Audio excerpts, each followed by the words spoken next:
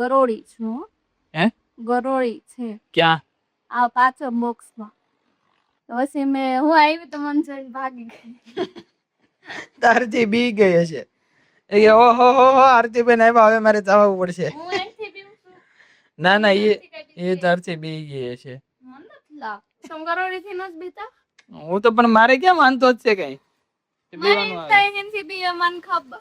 કઈ છે નહીં પછી ઉડતો હોય ને એટલે એમ બીક જેવું લાગે બાકી એમ કે જોવાની મને છે બહુ મજા આવી છે. મને હજી યાદ છે આપણે ઓલા મકાને રહેતા ને ત્યાં બારીમાંથી ખબર આવે. હા હા હા ને અમે પાછો વાંદો ઉડતો એટલે કેવું લાગે. हेलो मित्रों very good morning welcome back to my new vlog. तो देखो गाइस अभी मैं यहाँ पे नीचे आया हूँ। देखो भाई साहब यहाँ पे ये सब देख के इतना ज़्यादा मज़ा आ जाता है हरियाली देख के क्या बात ही मत पूछो। और बहन देखो वो यहाँ पे सिलाई काम कर रही है। भाई क्या कर रही है तू? બસ જો કવર બનાવવાનો હતો કવર બની ગયા છે.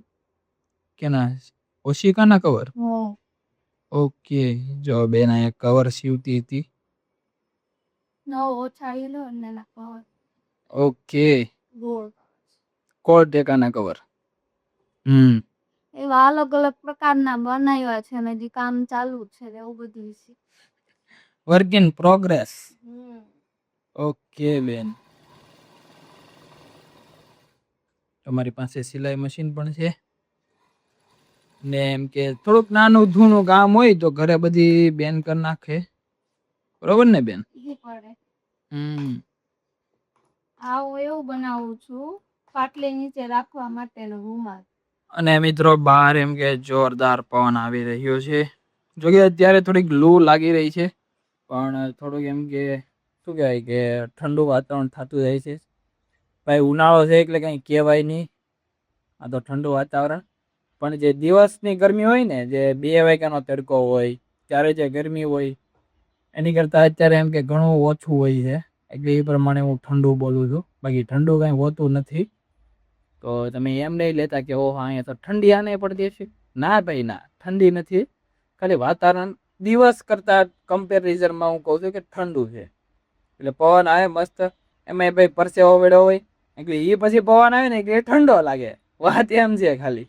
ગરોળી છે હો. હે ગરોળી છે ક્યાં? આ પાછળ બોક્સમાં.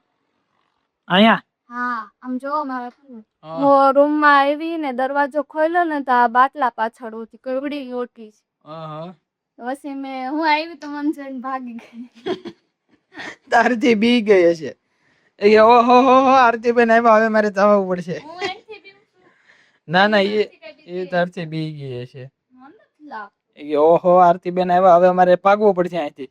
અહીંયા હતી અહીંથી ભાગીને આમાં વહી ગઈ. હવે અહીંયા તો જો નીકળ્યા બોક્સ ને એવું પડ્યું છે. કાઢો ન કર આપણે કઈ જરૂર પડશે તો આપણે એ મારે તો નથી પડવાની તારે પડશે. તારે પડશે જરૂર. હા તો પછી તું કાઢી નાખજે. બડી મોટી છે નાની નથી કઈ. એ તો બેન અહીંયા શું કહેવાય ખુલ્લું બધું છે ને નીકળશે તો જ ના પે મારે નથી હલાવવું. મારે નથી હલાવવું એક બોક્સ.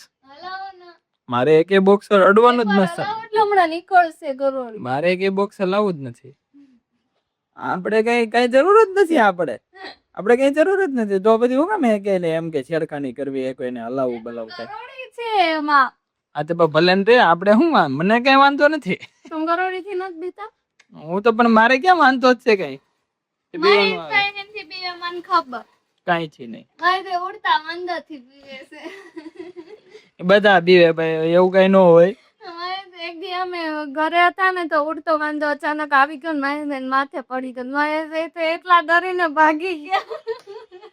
પછી ઉડતો હોય ને એટલે એમ બીક જેવું લાગે. બાકી એમ કે જોવાની મને છે બહુ મજા આવી છે. મને હજી યાદ છે આપણે ઓલા મકાને રહેતા ને બારીમાંથી ખબર આવે. હા હા હા મને હજી યાદ છે ને ત્યાં ચોમાસાની ઋતુ હતી.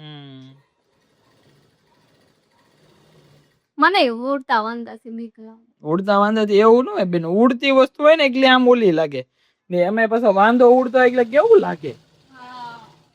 તો તમે ગરોળી થી બીક નથી લાગતી? ગરોળી થી ઓછી આમ એવી બધી ન લાગે. તો તમે જોઈ નથી બરોબર.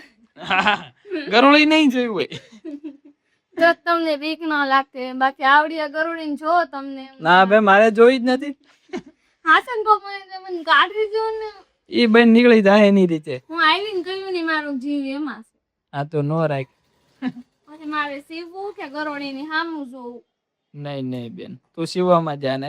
અહીંયા તો શું કે એમ કે અહીંયા ખુલ્લું હોય ને, કારણ કે થોડીક બારી છે ને અમે અહીંયા ખુલ્લી રાખીએ, હવાની અવર જવર રહી ને એટલે ત્યાંથી જ લગભગ આવીએ છે, કારણ કે આ બધું ખુલ્લું વાતાવરણ હોય એટલે ભાઈ ગરોળી તો થોડી કઈ જેવી તેવી હોય, ખાધા પીધા ઘરની જ હોય ને એમ વાત છે.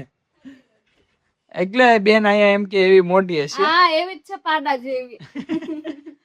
ખાધા પીધા ઘરને કહેવાય ને. ખાતી છે અહીંયા જો ને આ બધું અહીંયા હોય, આ વૃક્ષ આપણે અહીંયા છોડ છે, પછી આ લીમડાનું ઝાડ છે, તો અહીંયા બધી જીવાતો આવતી હોય ને. ખરેખર તમે એકવાર બોક્સ ને હલાવો એ હાથ નહીં નહીં નહીં, હું હલાવું બસ હવે બસ વાત થઈ ગઈ પૂરી, બસ વાત થઈ ગઈ પૂરી. હવે હવે એ વાત ને અહીંયા પૂરી કરી નાખો. સફોકેશન થાતું હોય છે તો એ બહાર નીકળી જાય બેન, ઘણા સમય થી અહીંયા રૂમ માં છે, એવું કઈ નથી. मैं भी गया ना भाई ना. So guys अभी यहाँ पे देखो पापा घर आ चुके हैं और देखो क्या लाए हैं, मैंगो. भाई इतने सारे मैंगो लाए, वो भी पके हुए. और दूसरा देखो यहाँ पे क्या है ये, टेडी, और उसकी साइज देखो भाई. अभी देखो मैं बाहर लेके दिखाता हूँ. अरे भाई एक हाथ से उचक भी नहीं रही.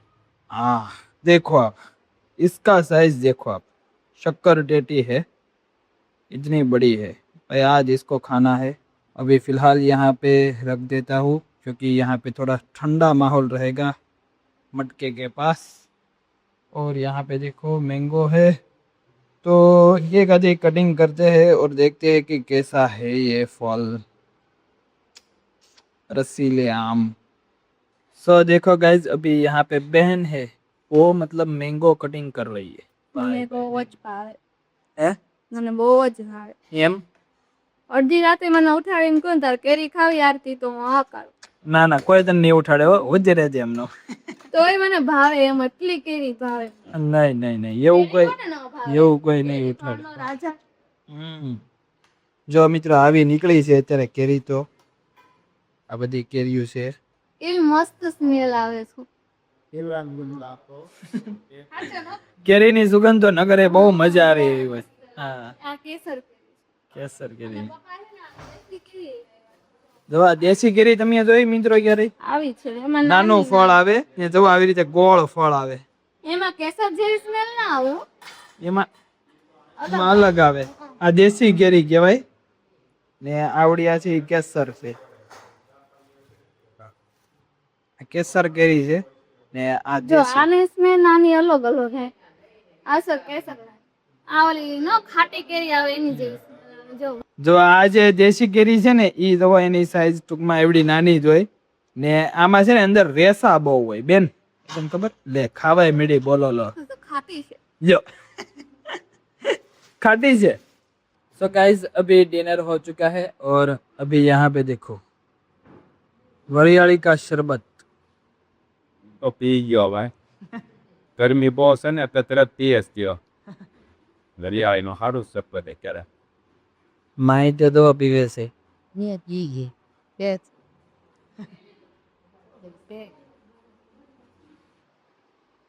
सो गाइस अभी मैं मेरा एडिटिंग का वर्क कर रहा था, मतलब कि मेरा जो एडिटिंग सॉफ्टवेयर है उसको मैं इसमें मतलब क्या है कि एडजस्ट कर रहा था, क्योंकि मेरा पुराना जो पीसी था ना, उसमें मैंने काफ़ी ज़्यादा चीज़ें मतलब इकट्ठा करी थी काफ़ी ज़्यादा टाइम से, तो वो सब चीज़ें मैं इसमें इंस्टॉल कर रहा था, ऐसा बोल सकते हो आप. तो अभी फ़िलहाल मैं ये व्लॉग यहाँ पे समाप्त करता हूँ और ये व्लॉग है वो मैं अब एडिट करूँगा. तो आज के व्लॉग के लिए इतना ही. आई होप कि आज का व्लॉग आपको पसंद आया होगा. अगर पसंद आया है तो वीडियो को लाइक ज़रूर कर देना. अगर आप चैनल पे नए हो तो सब्सक्राइब ज़रूर कर लेना. मिलते हैं नेक्स्ट व्लॉग में. Thank you so much for watching. आवजो.